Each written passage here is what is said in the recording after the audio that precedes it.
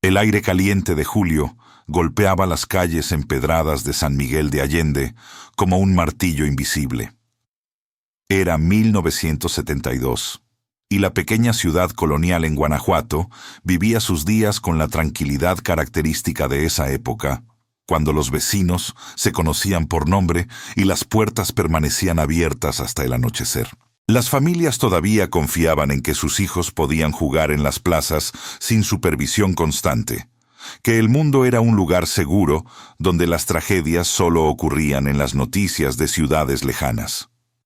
María López acababa de cumplir 5 años. Era una niña de cabello oscuro y rizado que le caía hasta los hombros, con ojos color café que brillaban cuando sonreía. Llevaba ese día un vestido amarillo que su madre, Rosa López, le había cosido a mano durante las noches, trabajando a la luz de una lámpara de queroseno después de terminar sus labores en la casa. El vestido tenía pequeñas flores bordadas en el cuello, un detalle que Rosa había agregado con orgullo, pensando en cómo su hija se vería hermosa para la fiesta del pueblo que se celebraría esa semana. Antes de continuar con esta historia que marcó a una familia durante más de 5 décadas, me gustaría pedirte que te suscribas al canal y nos cuentes en los comentarios desde dónde nos estás viendo. Tu apoyo nos ayuda a seguir investigando y compartiendo estos casos que merecen ser conocidos. La familia López vivía en una casa modesta de adobe en la calle Aldama, a pocas cuadras del jardín principal. Roberto López, el padre de María, trabajaba como albañil en las construcciones que comenzaban a modernizar la ciudad, mientras Rosa se dedicaba a lavar ropa ajena para complementar el ingreso familiar. Tenían otros 3 hijos, Juan de 9 años, Carmen de 7 y el bebé Pedro de apenas 2 años. La vida no era fácil, pero había amor en esa casa, risas en la mesa a pesar de las escasas tortillas, y esperanza en que los niños tendrían mejores oportunidades que sus padres. Aquella mañana del 15 de julio de 1972, un viernes que quedaría grabado en la memoria colectiva de San Miguel de Allende, Rosa preparaba el desayuno mientras sus hijos se levantaban. María fue la última en despertar, frotándose los ojos con sus pequeños puños. «Mami, tengo hambre», dijo con su voz aguda, y Rosa la sentó en una silla de madera junto a la mesa, sirviéndole un plato de frijoles refritos con un pedazo de pan. La niña comió despacio, balanceando las piernas que no alcanzaban el suelo, mientras su hermana Carmen ya había terminado y salido a jugar con las vecinas. «¿Puedo ir al jardín con Carmen?», preguntó María después de terminar su desayuno. Rosa dudó por un momento, mirando a su hija pequeña. Generalmente no dejaba que María saliera sola, pero Carmen estaría con ella, y el jardín estaba lleno de familias a esa hora de la mañana. «Ve, pero no te alejes de tu hermana, y regresas al mediodía para comer. ¿Me oyes?», le advirtió Rosa, limpiando la boca de la niña con el borde de su delantal. María salió corriendo de la casa, sus sandalias de plástico resonando contra las piedras de la calle. El sol ya estaba alto en el cielo sin nubes, proyectando sombras cortas bajo los laureles que bordeaban las aceras. Pasó junto a don Ernesto, el panadero que barría la entrada de su tienda, quien le saludó con un gesto amable. Cruzó la calle Hernández Macías, donde las señoras ya lavaban en las pilas públicas, charlando sobre los preparativos de la fiesta patronal que se acercaba. El jardín principal estaba animado esa mañana. Vendedores ambulantes ofrecían nieves de garrafa, globos de colores flotaban en las manos de los niños, y el sonido de las campanas de la parroquia marcaba las horas con su tañido familiar. María encontró a Carmen jugando a la ronda con otras niñas cerca del kiosco central, y pronto se unió al grupo, su risa mezclándose con las de las demás mientras giraban tomadas de las manos. Los minutos se convirtieron en horas. El sol alcanzó su cenit y comenzó su descenso lento hacia el horizonte occidental. Carmen, que había quedado de encontrarse con una amiga en su casa, le dijo a María: «Voy a ir con Lupita un momento. Tú quédate aquí jugando. Ya regreso».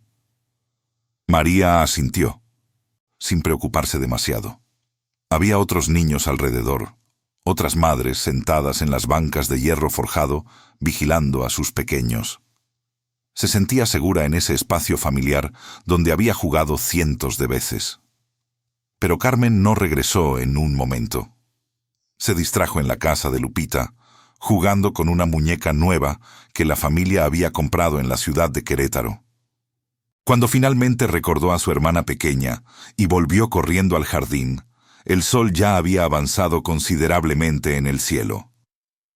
Buscó entre los grupos de niños, recorrió los senderos empedrados del jardín, preguntó a las señoras en las bancas. ¿Nadie había visto a María en la última hora? El pánico comenzó a crecer en el pecho de Carmen como una planta espinosa.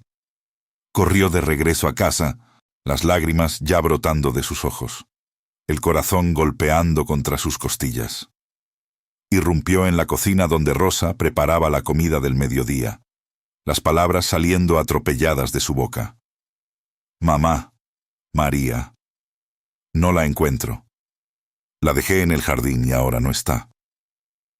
Rosa dejó caer la cuchara de madera que tenía en la mano. El sonido del metal contra el piso de cemento resonó en el silencio súbito que llenó la cocina.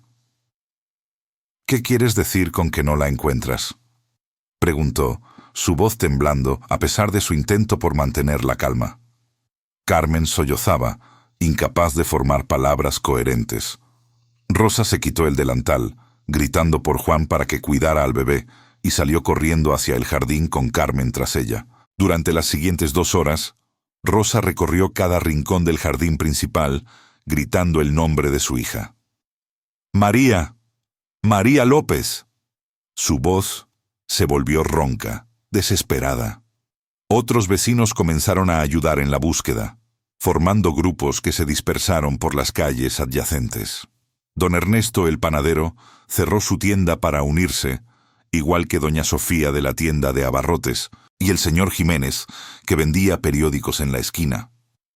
Cuando Roberto llegó del trabajo al atardecer, cubierto de polvo de cemento y agotado por el día bajo el sol, encontró su casa llena de vecinos y a su esposa llorando en la sala. «Se la llevaron», decía Rosa una y otra vez, meciéndose hacia adelante y hacia atrás. «Alguien se llevó a mi niña». Roberto sintió que el piso se movía bajo sus pies. Sin quitarse siquiera las botas de trabajo, salió corriendo hacia la delegación municipal para reportar la desaparición. La autoridad local en 1972 no estaba preparada para manejar casos de niños desaparecidos con la urgencia que requerían. El delegado municipal, un hombre mayor llamado Octavio Ruiz, tomó nota de la denuncia con calma exasperante, escribiendo con letra cuidadosa en un cuaderno de pasta dura. «Probablemente la niña se perdió y está asustada en algún callejón. Ya aparecerá», dijo con tono condescendiente, como si Roberto estuviera exagerando una situación menor. «Mi hija tiene 5 años. No se va a ir sola a ningún lado», respondió Roberto, su voz cargada de frustración y miedo. «Necesitan buscarla ahora, antes de que oscurezca completamente». El delegado prometió enviar a sus 3 policías municipales a hacer rondas, pero su actitud casual dejó claro que no consideraba el caso una emergencia. En ese momento, Roberto sintió la impotencia que lo acompañaría durante las siguientes décadas.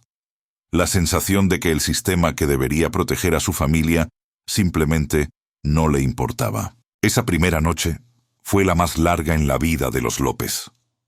Rosa no durmió ni un minuto, sentada en la cama que compartía con María y Carmen, aferrando el vestido que la niña había usado el día anterior y que ella misma había lavado esa mañana.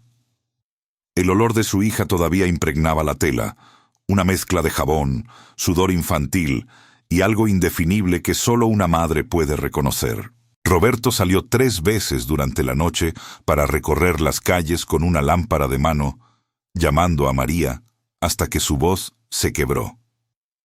Al amanecer del sábado, cuando los primeros rayos de sol iluminaron las cúpulas de la parroquia, decenas de vecinos se reunieron en la plaza para organizar una búsqueda más sistemática. Don Felipe, un maestro retirado que gozaba de respeto en la comunidad, tomó el liderazgo. Dividió a los voluntarios en grupos, asignando a cada uno una sección específica de la ciudad para peinar. Algunos fueron a los barrios periféricos donde los pobres vivían en chozas de lámina y cartón. Otros revisaron las iglesias, los patios de las escuelas, los terrenos baldíos donde los niños a veces jugaban. El padre Tomás, el párroco de San Miguel Arcángel, permitió que Rosa y Roberto pegaran fotografías de María en las puertas de la iglesia. Era una foto escolar, tomada apenas 3 meses antes, donde María sonreía mostrando un diente que acababa de perder.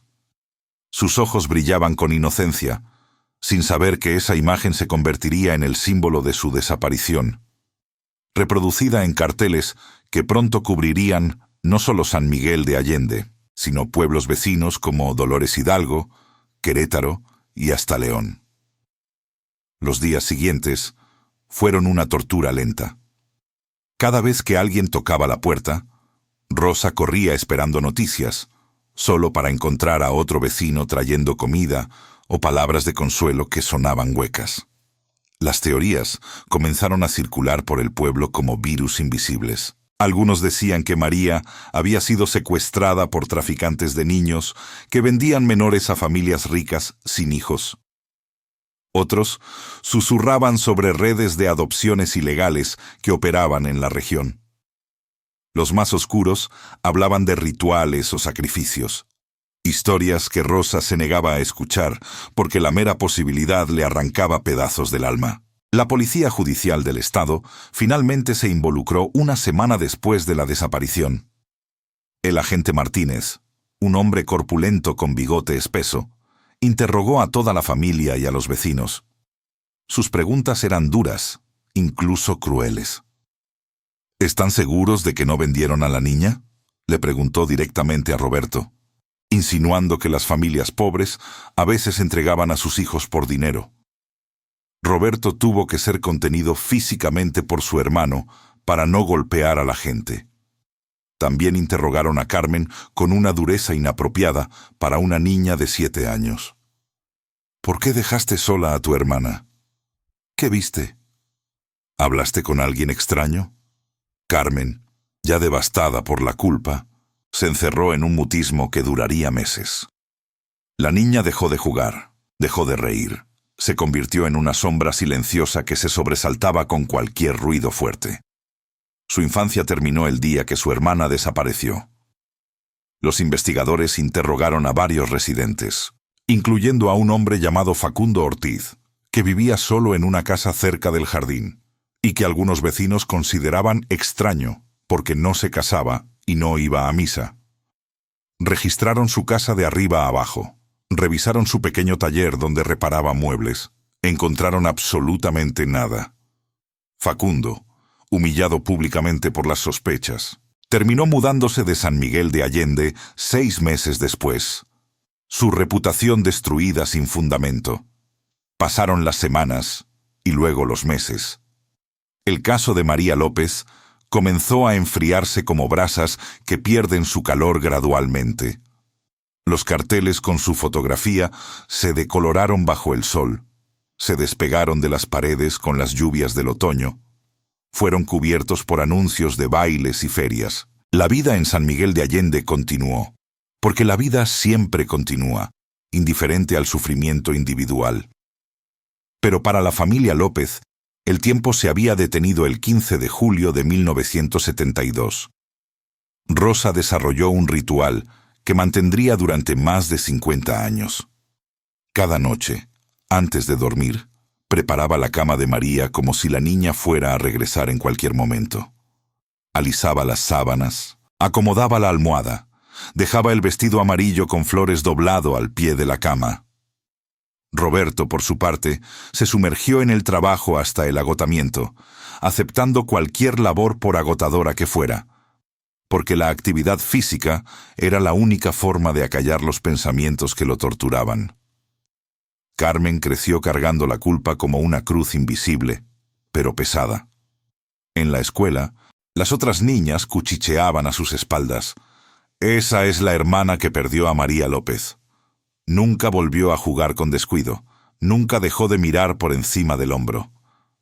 Cuando tuvo sus propios hijos años después, los vigilaba con una intensidad que rozaba la paranoia, nunca permitiéndoles salir de su vista ni por un momento. Juan, el hermano mayor, se convirtió en un adolescente callado y protector. Asumió responsabilidades de adulto siendo apenas un niño, ayudando a su padre en el trabajo de albañilería en cuanto tuvo edad suficiente para cargar ladrillos.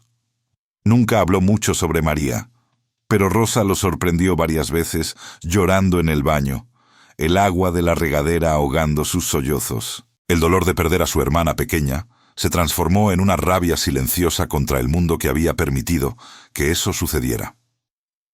Los años se convirtieron en décadas. 1972 se transformó en 1980, luego en 1990, después en el año 2000. San Miguel de Allende cambió dramáticamente durante esos años. La pequeña ciudad colonial que había sido un lugar tranquilo donde todos se conocían, se convirtió en un destino turístico internacional. Estadounidenses y canadienses comenzaron a comprar las casas coloniales. Restaurantes elegantes reemplazaron los modestos comedores. Galerías de arte llenaron las calles antes ocupadas por talleres de herrería y carpintería. Roberto y Rosa envejecieron en esa casa de la calle Aldama. Sus cuerpos se encorvaron, sus cabellos se volvieron blancos, sus manos se cubrieron de manchas y arrugas. Roberto desarrolló artritis en las rodillas por tantos años de trabajo físico, y Rosa perdió la vista gradualmente debido a cataratas que nunca se operó, porque el dinero siempre faltaba para algo más urgente. Pero nunca, ni un solo día durante esos 53 años, dejaron de buscar a María. Cada vez que veían en la televisión o leían en los periódicos sobre algún niño encontrado, sobre alguna red de adopciones ilegales desmantelada, sobre alguna mujer que recuperaba su identidad después de décadas, el corazón les daba un vuelco. Roberto visitaba la delegación municipal cada 6 meses, convertido ya en policía municipal, después de varias reorganizaciones, para preguntar si había novedades. La respuesta siempre era la misma. Lo sentimos, don Roberto, pero no hay información nueva.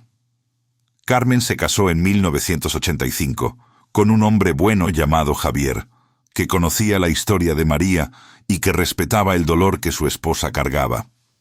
Tuvieron 3 hijos, y Carmen les contaba sobre la tía María que habían perdido cuando ella era niña.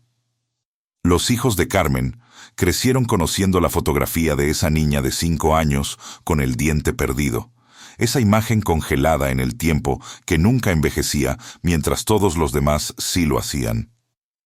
En 2010, cuando México comenzó a enfrentar públicamente el problema de las desapariciones forzadas y los niños robados, Rosa tuvo un pequeño rayo de esperanza. Se crearon bases de datos, se abrieron oficinas especializadas, había tecnología nueva como el análisis de ADN que podía identificar a personas décadas después.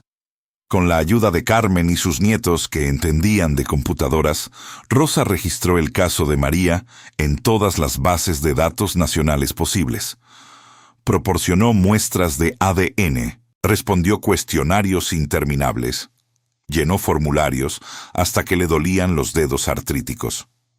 Pero pasaron otros 15 años sin resultados. Rosa cumplió 85 años en 2025, su cuerpo frágil y su salud deteriorándose. Los doctores le diagnosticaron insuficiencia cardíaca y le dieron pocos meses de vida. Roberto, de 87 años, apenas podía caminar sin ayuda de un bastón. Ambos sabían que el tiempo se les agotaba, que probablemente morirían sin saber qué había pasado con su hija. Fue Carmen quien decidió hacer un último esfuerzo desesperado. En octubre de 2025, contactó a una periodista de investigación llamada Lucía Mendoza, que trabajaba para un programa nacional de televisión, especializado en casos de desapariciones. Lucía había tenido éxito ayudando a resolver varios casos fríos, usando técnicas modernas de investigación y la presión de la exposición mediática. Lucía llegó a San Miguel de Allende un martes lluvioso de noviembre. Tenía 40 años, cabello negro recogido en una cola de caballo y una libreta de cuero gastado que llevaba a todas partes. Cuando entró en la casa de los López y vio la cama de María todavía preparada después de 53 años, con el vestido amarillo esperando, tuvo que excusarse un momento para recuperar la compostura. «Voy a encontrar a su hija», le dijo a Rosa, tomando las manos arrugadas de la anciana entre las suyas. «Le prometo que voy a usar cada recurso que tenga para descubrir qué pasó». Rosa, que había escuchado promesas similares cientos de veces a lo largo de su vida, quiso creer, pero apenas podía reunir la esperanza necesaria. Había sido decepcionada tantas veces que su capacidad de ilusionarse se había gastado como una tela lavada demasiado a menudo. Lucía comenzó por revisar todo el expediente del caso, que después de 5 décadas consistía en varias cajas de documentos amarillentos, testimonios escritos a máquina, fotografías borrosas. Entrevistó a todos los testigos originales que todavía vivían, aunque muchos ya habían muerto. Don Ernesto el panadero falleció en 1998. El delegado Octavio Ruiz murió en 2005. El padre Tomás regresó a España en los años 80 y nadie sabía si aún vivía. Pero Lucía encontró algunos hilos que nadie había tirado en su momento. Descubrió que en 1972 había habido 3 casos más de niños desaparecidos en la región del Bajío en un periodo de 6 meses. Una niña de 4 años en Celaya, un niño de 6 en Irapuato y otra niña de 5 en Querétaro. Ninguno de esos casos se había resuelto, y lo más importante, nadie había conectado los puntos entre ellos, porque las comunicaciones entre las diferentes policías municipales eran prácticamente inexistentes en esa época. Trabajando con un investigador privado llamado Alberto Sánchez, que se especializaba en adopciones ilegales históricas, Lucía comenzó a rastrear redes de tráfico de niños que operaban en el centro de México durante los años 70. Era un negocio oscuro y bien organizado. Intermediarios pagaban a personal de hospitales para declarar bebés como muertos al nacer. Luego los vendían a familias adineradas. También secuestraban niños pequeños de familias pobres, sabiendo que la policía haría poco o nada por investigar. Alberto tenía contactos con una mujer llamada Patricia Ramos, que había sido asistente social en un orfanato privado de la Ciudad de México en los años 70 y que ahora, en su vejez y atormentada por su conciencia, estaba dispuesta a hablar sobre las irregularidades que había presenciado. Patricia reveló que el orfanato donde trabajaba, llamado Casa de la Esperanza, era en realidad una fachada para un negocio de adopciones ilegales que operaba con complicidad de funcionarios corruptos. Traían niños de todas partes, le contó Patricia a Lucía en una entrevista grabada, su voz temblando con la culpa acumulada de décadas. Nos decían que eran huérfanos, pero algunos llegaban llorando por sus madres. Cambiaban sus nombres, inventaban historias sobre ellos. Las familias ricas que los adoptaban pagaban enormes sumas de dinero, y todos en la cadena recibían su parte. Patricia recordaba específicamente que en julio de 1972 había llegado al orfanato una niña pequeña que no paraba de llorar y que decía llamarse María. La niña tenía aproximadamente 5 años, cabello rizado oscuro, y llegó usando un vestido amarillo que le quitaron inmediatamente para ponerle el uniforme gris del orfanato. Patricia recordaba el vestido porque tenía flores bordadas en el cuello, un detalle inusual en la ropa de los niños pobres que generalmente llegaban allí. El corazón de Lucía comenzó a latir más rápido mientras escuchaba. Le mostró a Patricia la fotografía de María López. La anciana examinó la imagen durante largos segundos, sus ojos nublados por las cataratas, esforzándose por enfocar. «Podría ser ella», dijo finalmente. Han pasado tantos años que no puedo estar segura, pero el rostro me resulta familiar. Patricia consultó documentos que había guardado secretamente durante décadas, papeles que comprometían a personas poderosas y que había mantenido ocultos por temor a represalias. En esos documentos encontró una entrada fechada el 20 de julio de 1972, apenas 5 días después de la desaparición de María, que registraba la llegada de una niña identificada solo como sujeto 127, con descripción física que coincidía: 5 años, cabello oscuro rizado, ojos cafés, pequeña cicatriz en la rodilla izquierda por una caída. Rosa había mencionado esa cicatriz en el reporte original. El documento indicaba que sujeto 127 había sido adoptada 3 meses después por una pareja registrada bajo los apellidos Mendoza Herrera, con domicilio en Bosques de las Lomas, una zona residencial exclusiva de la Ciudad de México. El apellido común, Mendoza, complicaba la búsqueda, pero Alberto logró reducir las posibilidades usando registros del Archivo General de Notarías, buscando adopciones finalizadas en octubre de 1972 con esos apellidos. Encontraron a 3 familias Mendoza Herrera que habían formalizado adopciones durante ese periodo. Alberto comenzó a investigar discretamente a cada una. La primera familia había adoptado un niño, no una niña, así que quedaron descartados. La segunda familia había adoptado gemelos, también varones. La tercera familia, compuesta por Ernesto Mendoza Herrera y su esposa Beatriz, había adoptado una niña en octubre de 1972. Ernesto Mendoza Herrera había sido un empresario textil exitoso que murió en 2001. Su viuda Beatriz vivía aún, con 92 años, en una residencia de ancianos en Coyoacán. La hija que adoptaron, registrada legalmente como Isabel Mendoza Torres, tenía ahora 58 años y trabajaba como médica pediatra en un hospital privado de la Ciudad de México. Lucía se enfrentaba a un dilema ético y legal complejo.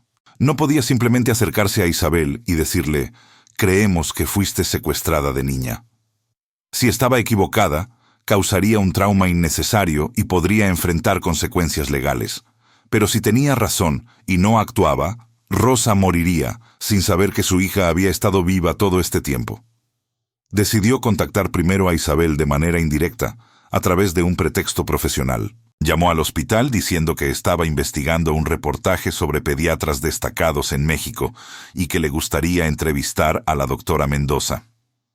Isabel, acostumbrada a ocasionales entrevistas por su trabajo, aceptó encontrarse para un café. La entrevista se llevó a cabo en una cafetería tranquila de la colonia Roma. Lucía llegó con su libreta y grabadora, intentando controlar los nervios que le hacían temblar las manos. Isabel apareció puntualmente. Una mujer de 58 años, estatura mediana, cabello oscuro con mechones grises, ojos café intensos, y una forma de sonreír que... Lucía tuvo que hacer un esfuerzo consciente por no sobresaltarse. La forma en que Isabel sonreía era inquietantemente similar a la sonrisa de María en esa fotografía escolar de 1972.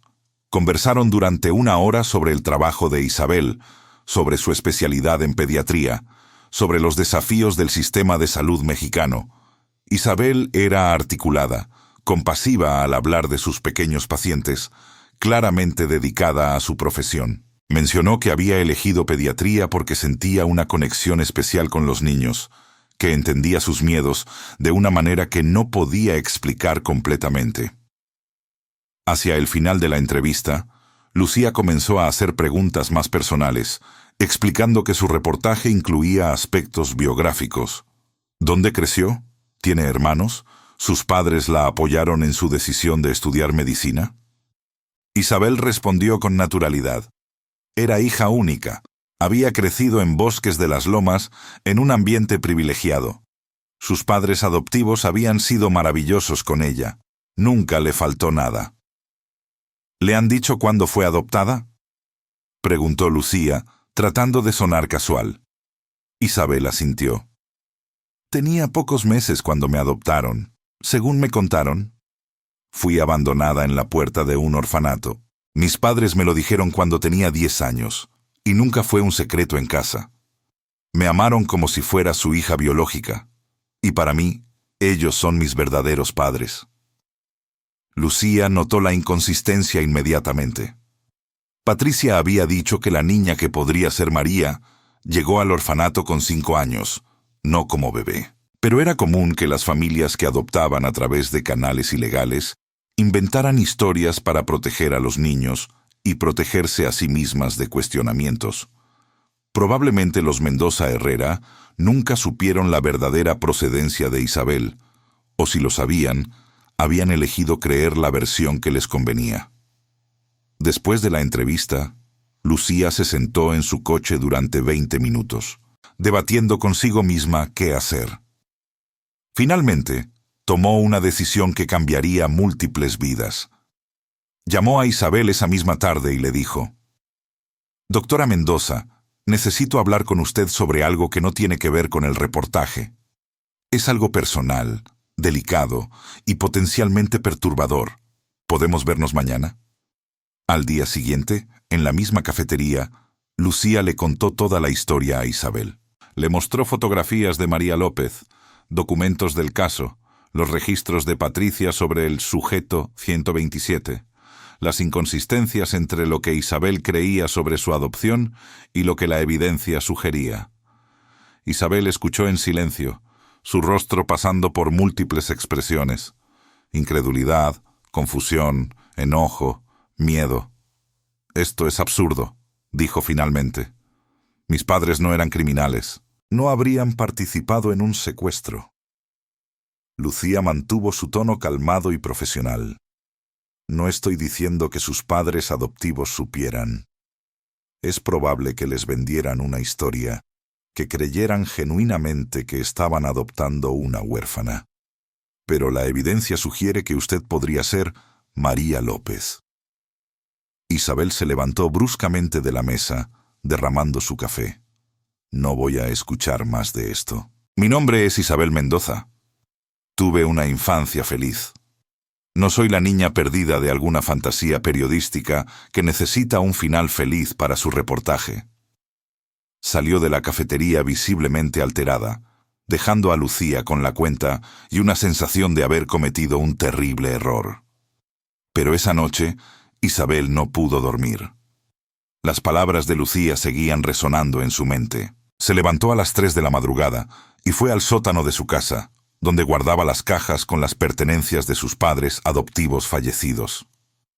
Buscó entre documentos antiguos, fotografías amarillentas, objetos que no había revisado en años. En el fondo de una caja, envuelto en papel de seda que se desmoronaba al tocarlo, encontró un vestido pequeño. Un vestido amarillo para niña, con flores bordadas en el cuello. Su corazón se detuvo. ¿Por qué su madre habría guardado esto? Isabel nunca había visto ese vestido antes. No tenía fotos de ella usándolo.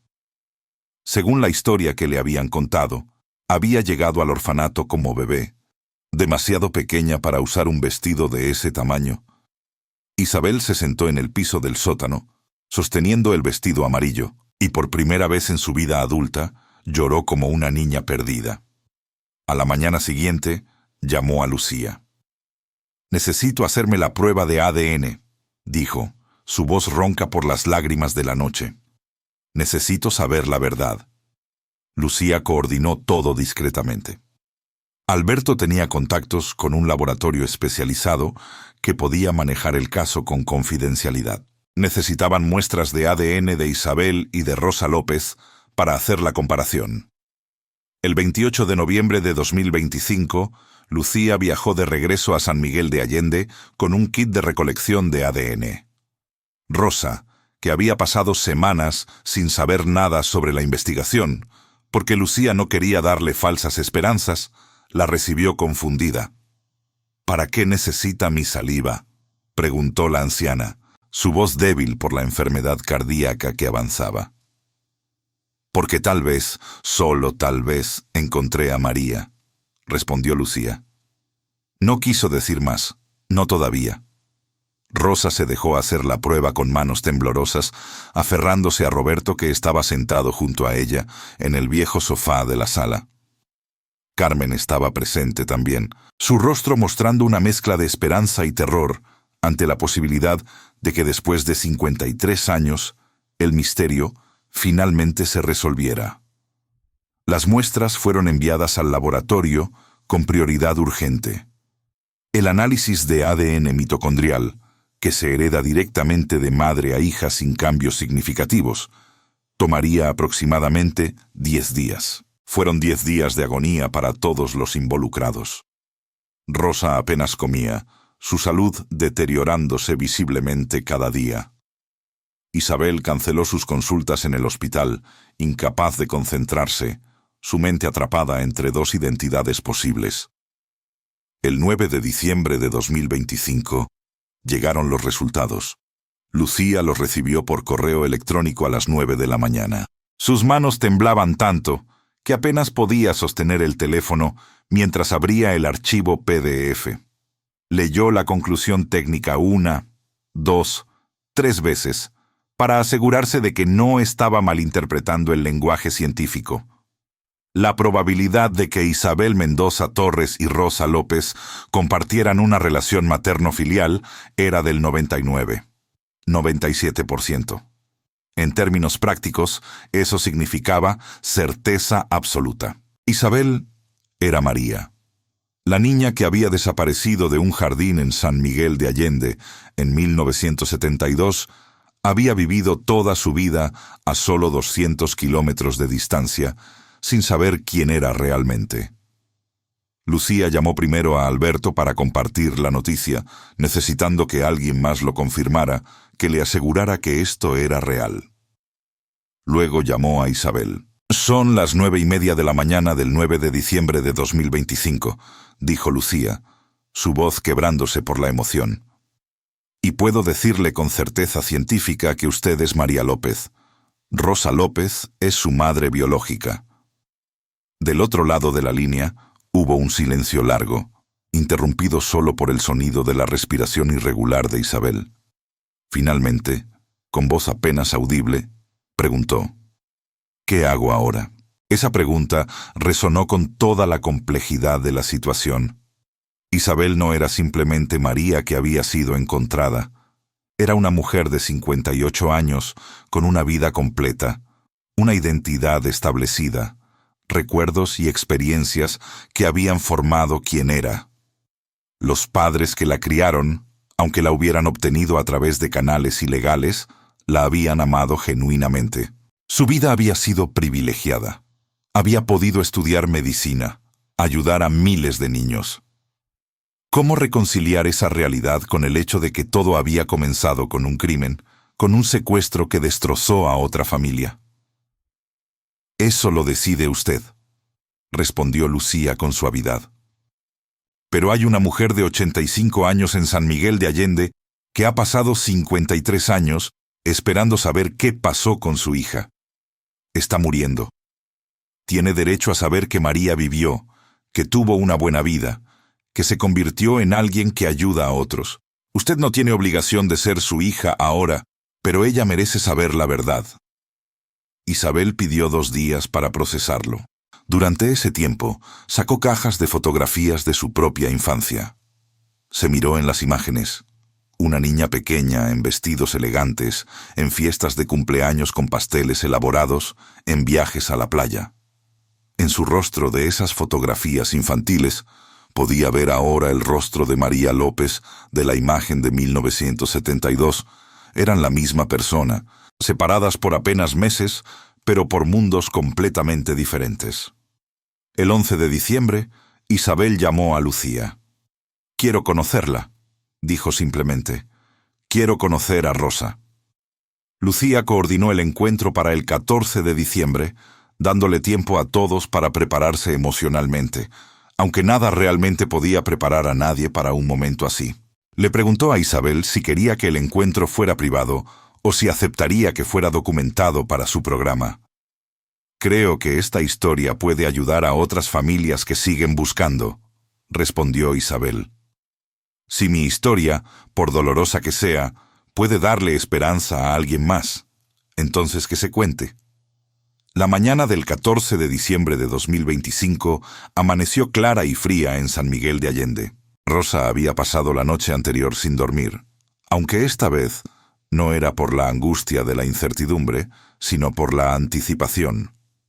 Carmen la ayudó a vestirse con su mejor ropa, un vestido azul que guardaba para ocasiones especiales, y le cepilló el cabello blanco.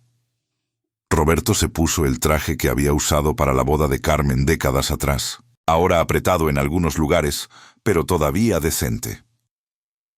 Isabel llegó a las 11 de la mañana, manejando ella misma desde la Ciudad de México. Había salido antes del amanecer, necesitando las 3 horas de viaje para ordenar sus pensamientos. Al entrar en San Miguel de Allende, pasó por el jardín principal donde, sin saberlo entonces, había sido secuestrada 53 años atrás. El jardín estaba lleno de turistas tomando fotografías, niños jugando cerca del kiosco, vendedores de globos. La vida normal, ajena al drama que estaba a punto de desarrollarse. Estacionó su coche frente a la casa de la calle Aldama. Era una casa humilde, tan diferente de la mansión en Bosques de las Lomas donde había crecido. Las paredes de adobe estaban desconchadas, la puerta de madera era antigua y pesada. Respiró profundamente 3 veces antes de tocar. Carmen abrió la puerta. Las 2 mujeres se miraron durante un momento que pareció suspendido en el tiempo. Eran hermanas, separadas cuando una tenía 7 y la otra 5, ahora reunidas como mujeres de 65 y 58 años respectivamente. Carmen comenzó a llorar inmediatamente, llevándose las manos a la boca. «María», susurró, «eres tú. Veo a mamá en tu rostro. Veo a papá en tus ojos». Isabel no sabía cómo responder. «Yo me llamo Isabel», dijo, sintiéndose absurda incluso mientras pronunciaba las palabras. Carmen la abrazó súbitamente, con una fuerza que parecía imposible para una mujer de su edad. «Perdóname», sollozaba Carmen contra el hombro de Isabel. «Perdóname por dejarte sola ese día. Lo siento tanto. He vivido 53 años con esa culpa». «No fuiste tú quien me tomó», respondió Isabel, incómoda pero conmovida por la intensidad del dolor de Carmen. «Eras una niña. No fue tu culpa». Las palabras sonaban automáticas, pero a medida que las decía, Isabel comenzó a creerlas.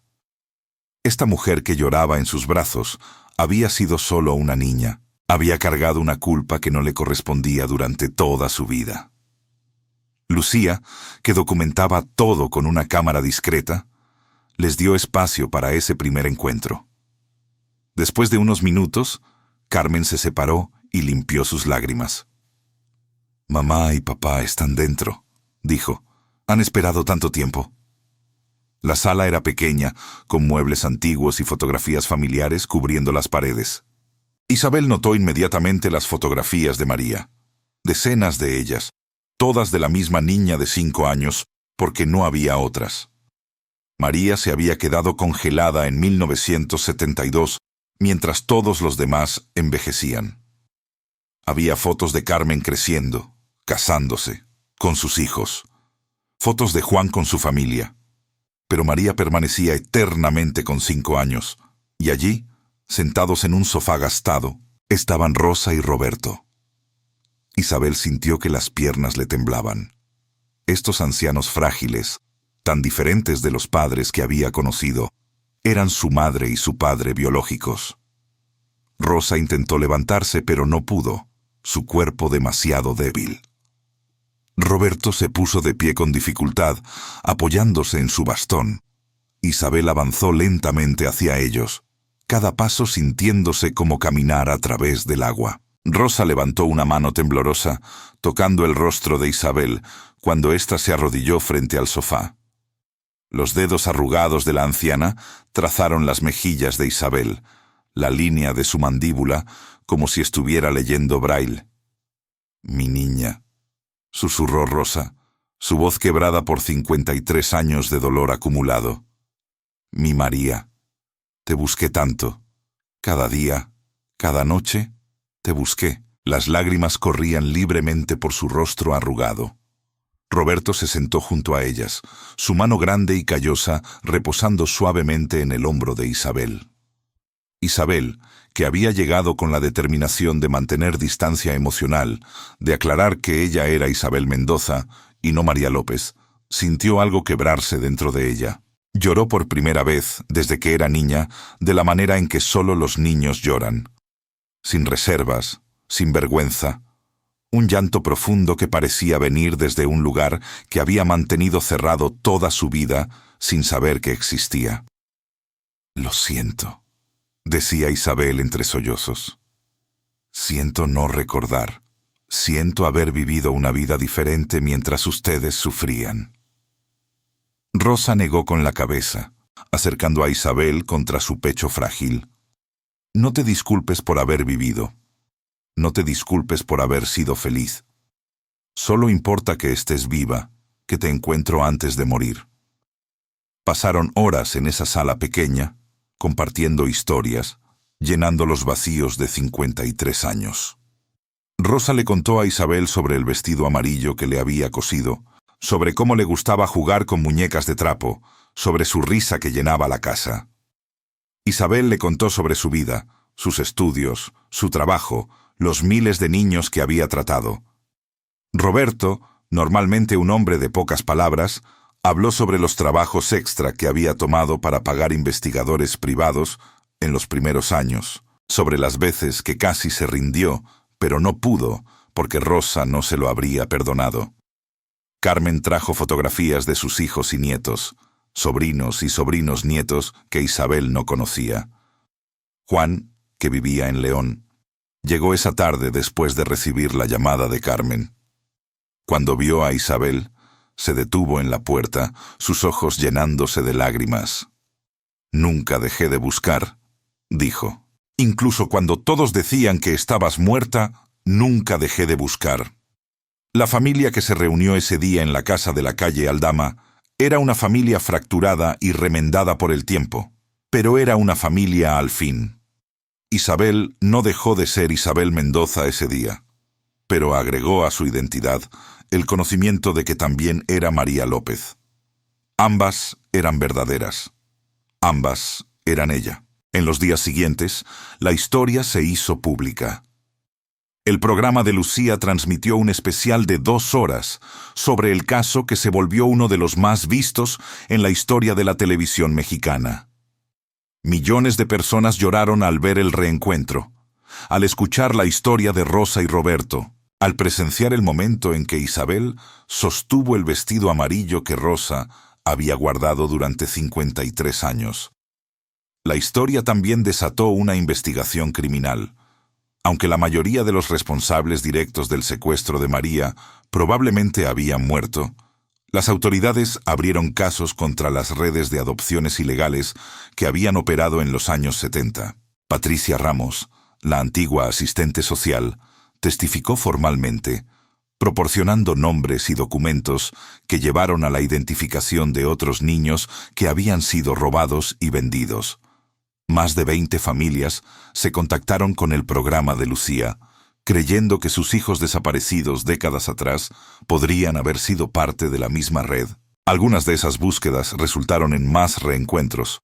Otras terminaron con la confirmación dolorosa de que los niños habían muerto. Pero todas las familias recibieron algo que les había sido negado durante décadas: respuestas. Isabel comenzó a visitar a Rosa y Roberto cada fin de semana. No podía recuperar los 53 años perdidos, pero podía darles los días que quedaban. Rosa vivió 9 meses más después del reencuentro, meses en los que conoció a su hija como la mujer que se había convertido. Murió en septiembre de 2026, con Isabel sosteniendo una mano y Roberto la otra, en paz finalmente, porque había encontrado a su María. Roberto vivió 2 años más, tiempo suficiente para caminar junto a Isabel por el jardín principal de San Miguel de Allende, mostrándole el lugar exacto donde Carmen recordaba haber dejado a María por última vez en 1972. Te sentabas en esa banca, le dijo, señalando con su bastón. Siempre elegías la misma. Isabel se sentó en la banca, tratando de encontrar algún recuerdo, alguna chispa de memoria de esa niña que había sido. No vino nada, pero no importaba. Sabía ahora quién había sido, y eso era suficiente. Carmen e Isabel desarrollaron una relación cercana en esos años. Eran hermanas por sangre, pero extrañas por experiencia, así que construyeron su relación desde cero, aprendiendo una de la otra, compartiendo las partes de sus vidas que podían. Carmen finalmente pudo soltar la culpa que había cargado toda su vida. Isabel le dijo una y otra vez: «No perdiste a María. María tuvo una buena vida. María se convirtió en doctora y ayudó a muchos niños. Eso no habría sido posible si hubiera crecido aquí». Era verdad, aunque dolorosa. El secuestro había sido un crimen terrible, pero también había llevado a Isabel por un camino que le permitió ayudar a miles de niños enfermos. Juan e Isabel también se hicieron cercanos. Juan, que había trabajado toda su vida en construcción como su padre, admiraba a su hermana médica con un respeto silencioso. «Siempre supe que eras especial», le dijo una vez. «Por eso Dios te mantuvo viva hasta que te encontráramos». Isabel no creía en ese tipo de destino, pero apreciaba el sentimiento detrás de las palabras. El caso de María López, Isabel Mendoza, se convirtió en un símbolo de esperanza para las miles de familias mexicanas que tenían desaparecidos. Demostró que incluso después de décadas, los finales felices eran posibles, que valía la pena seguir buscando, que la verdad podía emerger de las sombras del pasado. El caso también llevó a reformas legales. México fortaleció sus bases de datos de personas desaparecidas, mejoró la coordinación entre diferentes agencias policiales y aumentó las penas para quienes participaran en redes de tráfico de niños. Isabel continuó trabajando como pediatra, pero agregó un nuevo enfoque a su práctica: identificar posibles casos de niños robados. Sabía por experiencia propia qué señales buscar, qué inconsistencias en las historias de adopción podían indicar problemas. Ayudó a reunir a 3 familias más en los años siguientes, usando su posición y su historia para hacer la diferencia.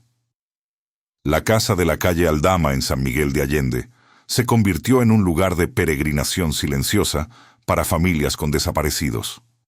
Venían de todo México, tocaban la puerta, pedían permiso para entrar. Querían ver la cama que Rosa había mantenido preparada durante 53 años. Querían tocar el vestido amarillo que ahora se guardaba en una vitrina de vidrio. Querían saber que la esperanza no era una tontería. Carmen, que había heredado la casa, los recibía con generosidad, compartiendo la historia una y otra vez, porque sabía el poder que tenía para mantener viva la esperanza de otros. En 2028, 2 años después de la muerte de Rosa y poco antes de que Roberto también falleciera, Isabel organizó una ceremonia especial en San Miguel de Allende. Colocaron una placa en el jardín principal, en el lugar donde María había desaparecido, que decía: «En memoria de todos los niños desaparecidos de México. Que sus familias encuentren paz, que la verdad prevalezca, que nunca dejemos de buscar». Cientos de personas asistieron a la ceremonia, muchas llevando fotografías de sus propios desaparecidos. Isabel dio un discurso ese día que fue transmitido por todos los medios nacionales.